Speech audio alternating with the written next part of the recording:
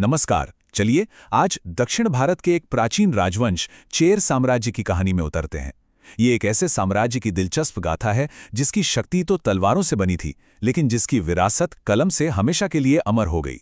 हमारे पास जो जानकारी है उसके आधार पर हम उनके उदय, उनके महान शासकों और उनकी अनोखी विरासत को करीब से जानेंगे। तो चलिए चेरों की दुनिया में चलते हैं। आज का हमारा सफर कैसा रहेगा? हम सबसे पहले इस साम्राज्य की पहचान को समझेंगे, फिर उनके पहले राजा से मिलेंगे, उनके महानतम शासक की कहानी जानेंगे और अंत में ये समझने की कोशिश करेंगे कि कैसे उनका पतन एक नई तरह की अमरता में बदल गया। तो सबसे पहले ये चेर साम्राज्य आखिर था क्या? इनकी पहचान क्या थी? चलिए जानते हैं। अच्छा, तो चेरों की राजधानी थी वांजी या करूर। उनका एक खास प्रतीक चिन्ह था अंकुश यानी हाथी देवता और साथ में धनुष बाण। उन्हें केरलपुत्र के नाम से भी जाना जाता था। और हाँ, उनका पूरा इतिहास चोल और पांड्य साम्राज्यों के साथ लगातार संघर्षों से भरा हुआ था, जो उस दौर की दो और बड़ी शक्तियां थीं। तो कहानी शुरू कहाँ से होती है? चलिए मिलते हैं इनके पहले ज्ञात शासक से। चेर वंश के पहले जाने माने राजा का नाम था उदयनजेरल। इनके बारे में एक बहुत ही दिलचस्प कहानी है। कहा जाता है कि उन्होंने महाभारत के युद्ध में कुरुक्षेत्र में दोनों सेनाओं का नेतृत्व किया था और इसी महान काम की वजह से उन्हें उदयनजेरल का खिताब मिला। ये बात उनके कद को दिखाती है ना? तो उदयनजेरल ने तो नींव रख दी, लेकिन उनके बाद क्या हुआ? उनके बाद आई शासकों की एक ऐसी पीढ़ी जिसने साम्राज्य को वाकई में फैलाया। उदयनजेरल के बाद आए उनके बेटे नेदुनजेरल अदान, जिन्होंने कदंबु कबीले को हराया और 7 राजाओं पर जीत हासिल की। उनके बाद आए पालयानाई सेलकेलु कुट्टुवन, जिन्हें धर्मपुत्र की उपाधि मिली, यानी धर्म के रक्षक, और ये सिलसिला कलंकाय कन्नार मुडिजेरा के साथ आगे बढ़ता रहा। लेकिन हर कहानी में एक ऐसा किरदार होता है जो सबसे ऊपर होता है। तो अब बात करते हैं उस राजा की जिसके समय में चेर साम्राज्य अपने शिखर पर था।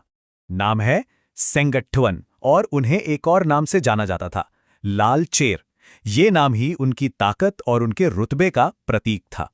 उस जमाने के चेर कवियों की माने तो वो सबसे महान चेर राजा थे और ये उस दौर की सबसे बड़ी तारीफ होती थी। कहा जाता है कि उन्होंने उत्तर भारत पर चढ़ाई की और गंगा नदी तक को पार कर लिया। लेकिन उनकी विरासत सिर्फ लड़ाइयों तक सीमित नहीं थी। उन्होंने कन्निगी का एक मंदिर बनवाया और पत्तिनी पंथ की शुरुआत की। ये एक ऐसी परंपरा थी जो पत्नी पूजा पर केंद्रित थी। मतलब एक तरफ सैन्य ताकत तो दूसरी तरफ गहरा सांस्कृतिक प्रभाव। अब सवाल ये उठता है कि इतने शक्तिशाली राजा और इतने बड़े साम्राज्य के बाद आगे क्या हुआ? अक्सर ऐसा होता है ना कि जब कोई चीज अपने चरम पर पहुंचती है तो वहीं से उसका ढलान भी शुरू हो सकता है। तो चलिए अब चेर कहानी के आखिरी पड़ाव पर चलते हैं, जहां हम देखेंगे कि साम्राज्य का पतन कैसे हुआ और उस पतन से एक नई विरासत ने कैसे जन्म लिया।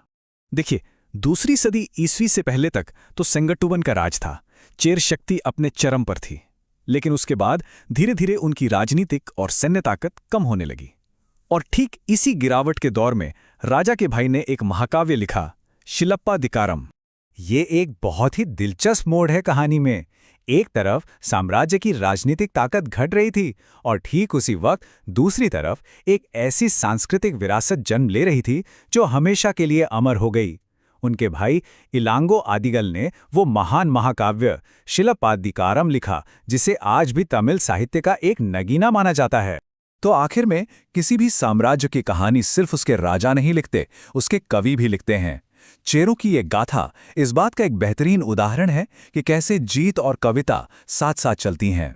और ये हमें एक बहुत गहरे सवाल पर लाकर छोड़ देता है, कोई भी साम्राज्य असल में अमर कैसे होता है? अपनी जीतों से, अपनी तलवारों से या अपनी कहानियों से?